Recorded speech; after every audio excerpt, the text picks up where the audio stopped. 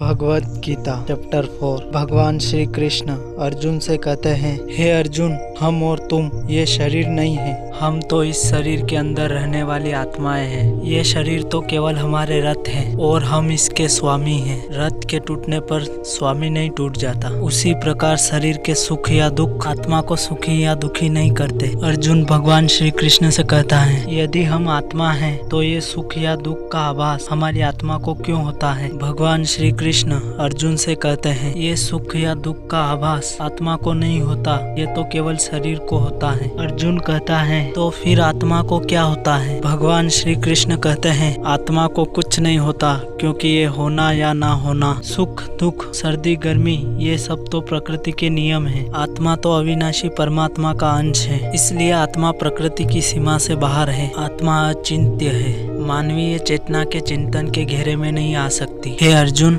आत्मा पर प्रकृति और सृष्टि के नियम लागू ही नहीं होते, क्योंकि वो सृष्टि और प्रकृति दोनों ही की पहुंच से बाहर है। जैसे एक चिंगारी अग्नि का ही अंश होती है, वैसे ही आत्मा परमात्मा का ही अंश है। इसलिए वो नित्य, अजन्मा, सनातन और सर्वव्यापी है, स्थिर रहने वाला और अचल है। हे पार्थ, आत्मा को ना कोई शस्त्र काट सकता है, ना उसको अग्नि जला सकती है, इसको जल नहीं गला सकता, ना इसे वायु भी सुखा सकती है। हे अर्जुन, तुम्हें ये सब समझकर ना किसी के मरने का शोक मनाना चाहिए और ना किसी के ना मरने की खुशी का प्रदर्शन करना चाहिए।